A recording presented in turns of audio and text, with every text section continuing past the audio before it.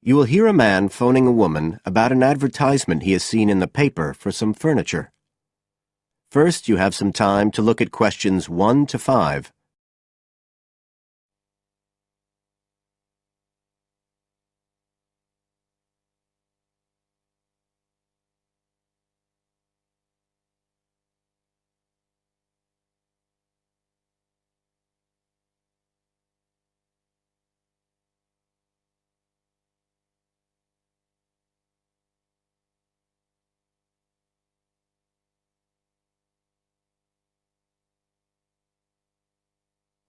Listen carefully and answer questions 1 to 5.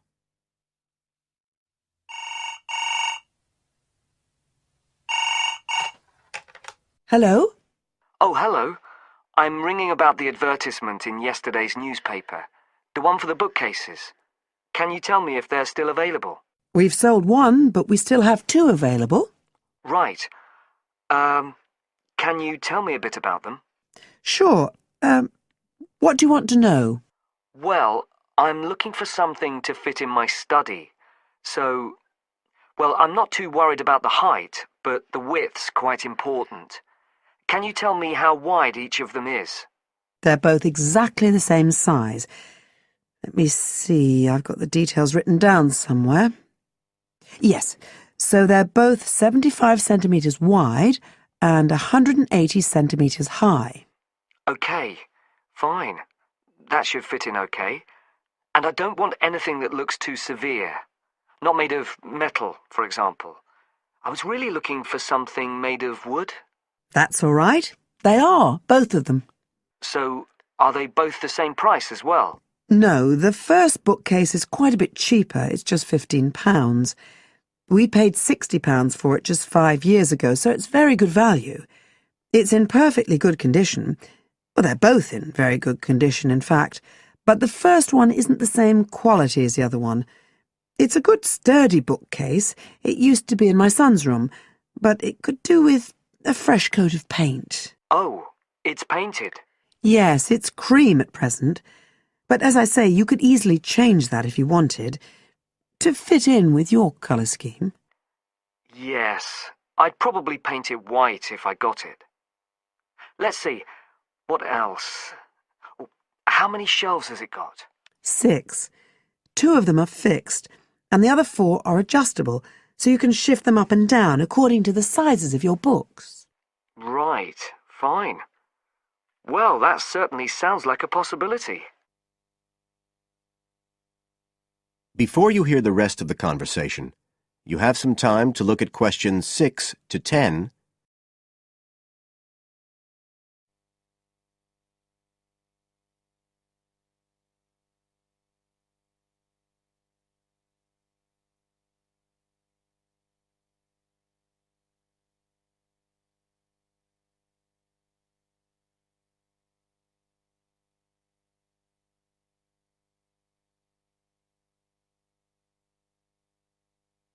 Now listen and answer questions 6 to 10.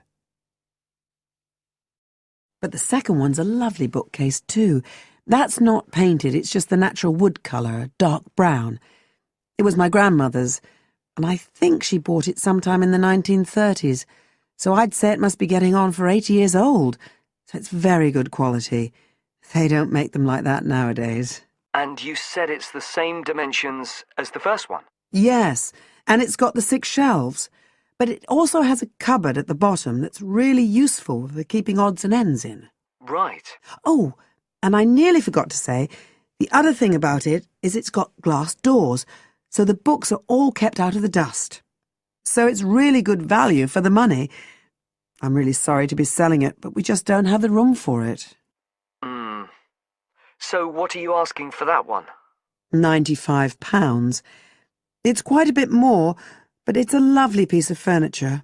A real heirloom. Yes. All the same, it's a lot more than I wanted to pay. I didn't really want to go above 30 or 40. Anyway, the first one sounds fine for what I need. Just as you like. So, is it all right if I come round and have a look this evening? Then, if it's okay, I can take it away with me. Of course. So you'll be coming by car, will you? I've got a friend with a van, so I'll get him to bring me round. If you can just give me the details of where you live. Sure. I'm Mrs. Blake. Blake. That's right. And the address is 41 Oak Rise. That's in Stanton. OK, so I'll be coming from the town centre. Can you give me an idea of where you are? Yes. You know the road that goes out towards the university? Yes. Well, you take that road and you go on till you get to a roundabout. Go straight on, then Oak Rise is the first road to the right. Out towards the university, past the roundabout, first left. First right. And we're at the end of the road. Got it. So I'll be round at about 7, if that's all right. Oh, and my name's Connor. Connor Field. Fine. I'll see you then, Connor. Goodbye. Goodbye.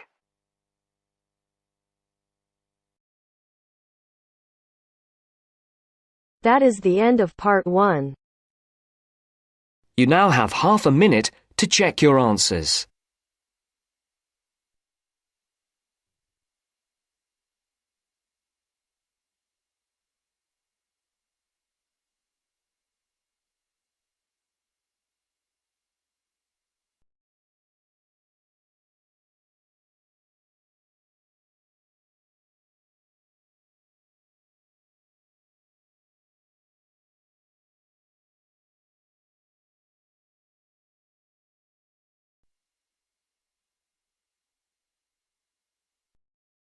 Part 2.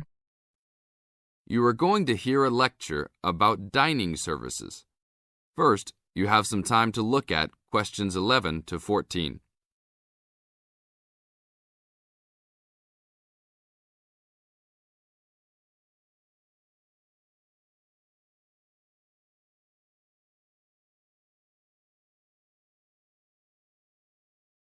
Now listen to the tape and answer questions 11 to 14.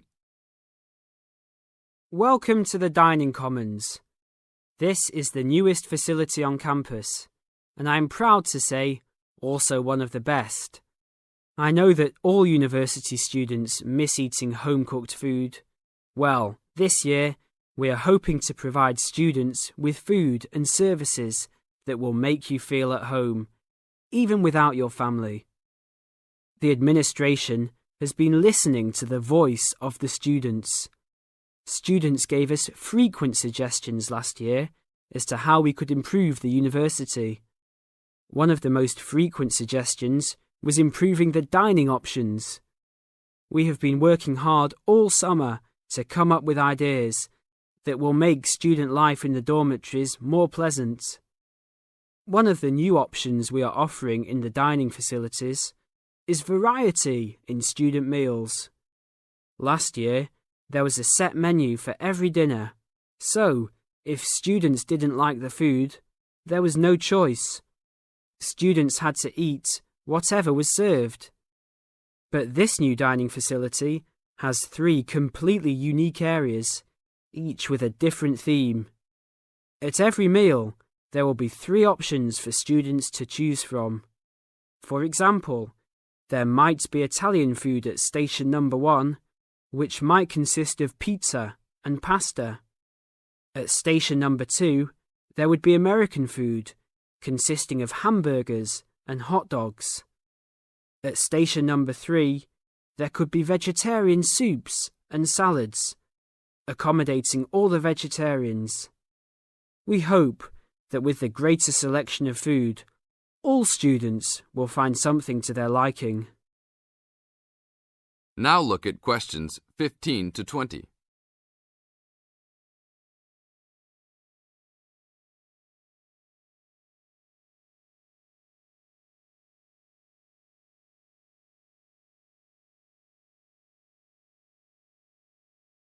Now listen to the tape and answer questions 15 to 20. Not only will students have more options, the food will also be better. Each section of the facility will have a head chef.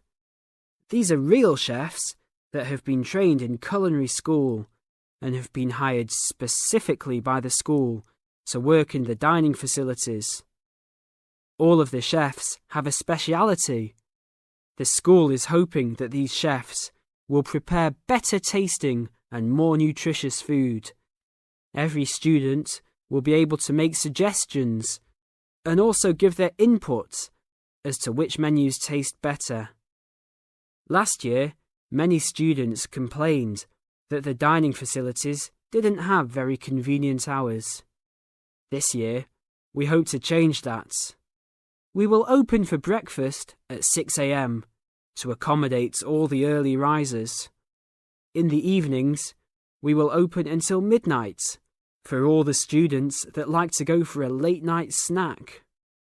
The afternoons will still remain closed, but we will have a student store open that will provide all students with drinks and fruit. The student store will be open every day from 2 p.m. to 5 p.m. Every student that has paid full tuition and dormitory fees has already paid for their dining facility fees.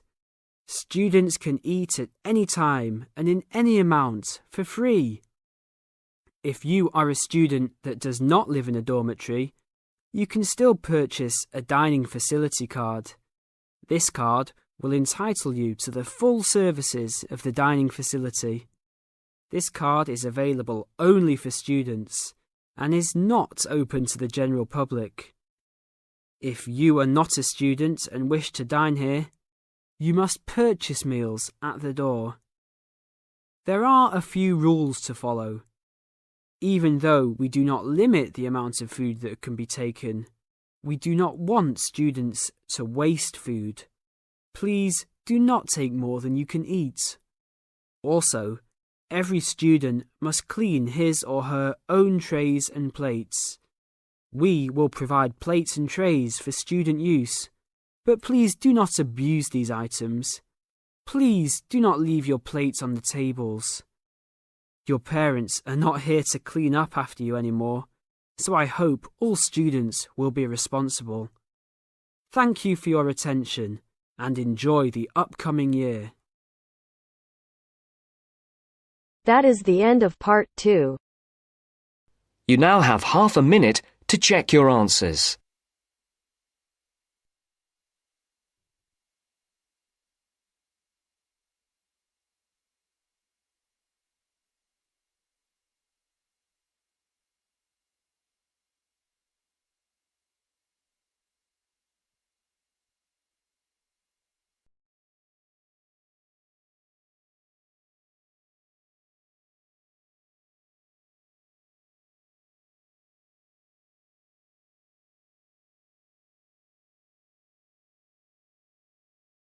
Now turns to part 3.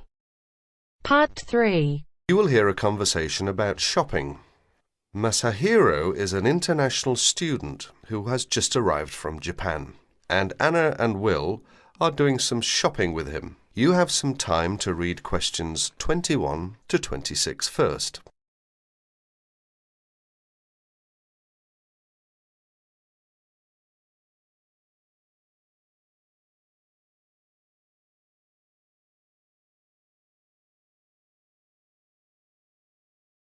Listen to the first part of the conversation now and answer questions 21 to 26. Here we are, guys. I'm going to stop by Bergner's first. I might just get lucky today. Who knows? Some of their dresses might be on sale. Bergner's? It's a fairly well-known department store, sort of like Penny's. They've got some quality stuff. Do you want to check it out? Why not? I need to get something for Lisa's birthday. She's into name brands. Any suggestions? A Gucci handbag or a Calvin Klein t-shirt might be nice. Designer perfume is another option. Which reminds me, I have a 15% discount coupon for Learners and Pennies. I hardly ever shop at Learners. I'm not that big on women's clothing. I rarely shop at Pennies. So go ahead and use the coupon if you can. Here they are. Thanks a lot, Will. That's really very thoughtful of you. My pleasure, ma'am. Oh no, I was supposed to give Liz a buzz an hour ago. Hope I have a quarter. Need a nickel? Actually, I don't have anything but pennies in change. Does any of you have a dollar in change?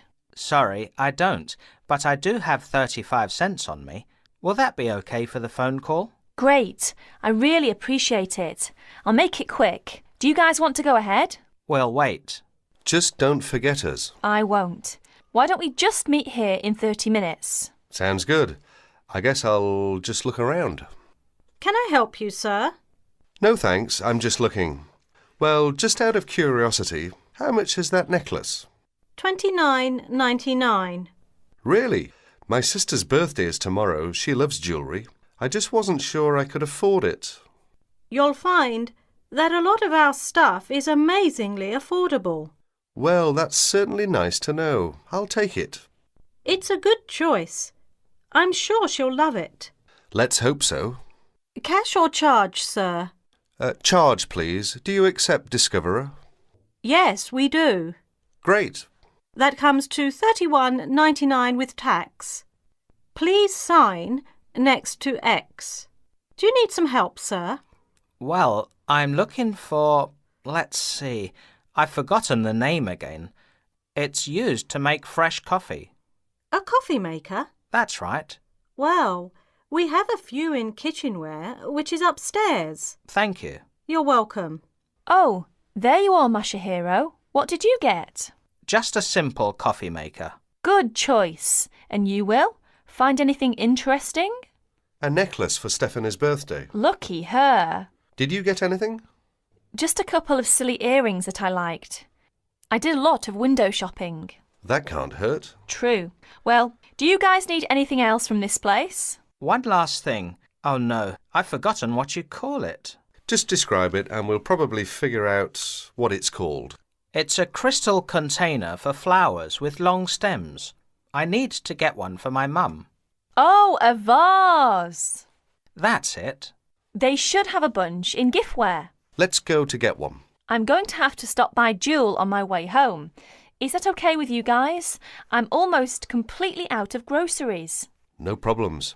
I could pick up a couple of things too. Look at questions 27 to 30.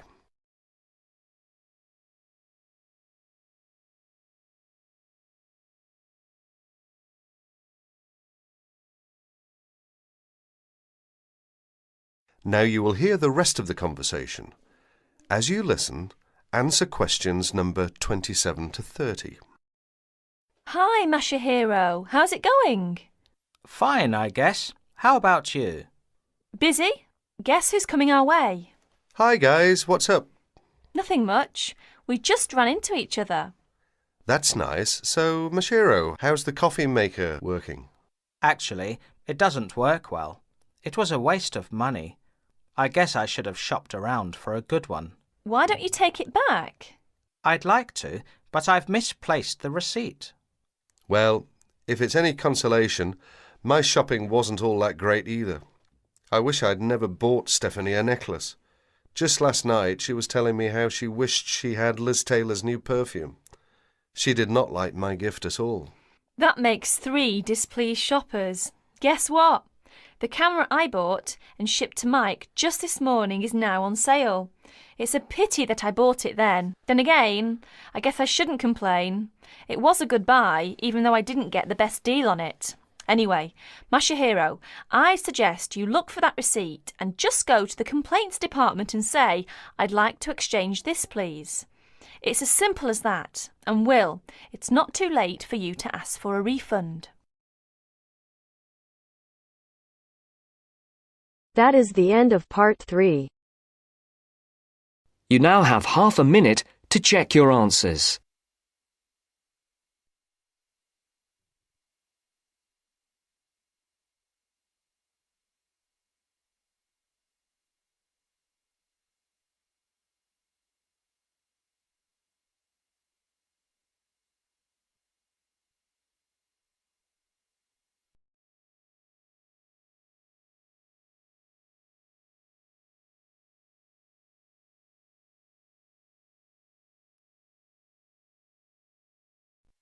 Now turns to part 4. Part 4. You are going to hear a lecture on William Kidd. First, you have some time to look at questions 31 to 40.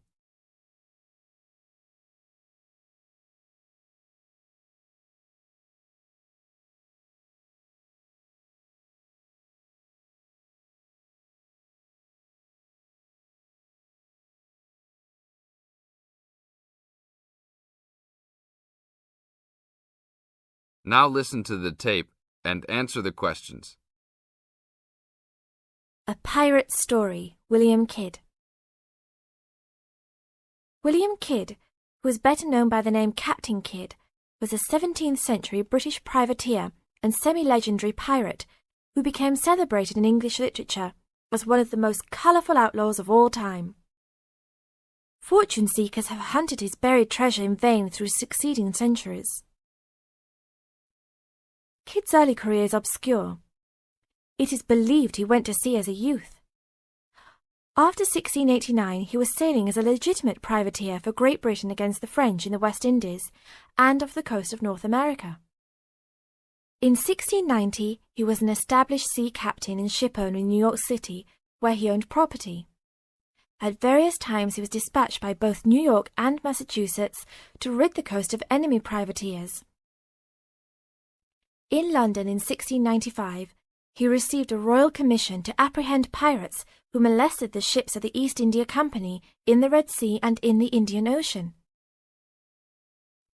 Kidd sailed from Deptford on his ship, the Adventure Galley, on February 27, 1696, called at Plymouth, and arrived at New York City on July 4th to take on more men.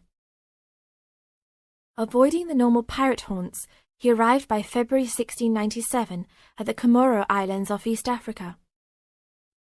It was apparently some time after his arrival there that Kidd, still without having taken a prize ship, decided to turn to piracy. In August 1697, he made an unsuccessful attack on ships sailing with mocha coffee from Yemen, but later took several small ships. His refusal 2 months later to attack a Dutch ship nearly brought his crew to mutiny, and in an angry exchange, Kidd mortally wounded his gunner, William Moore.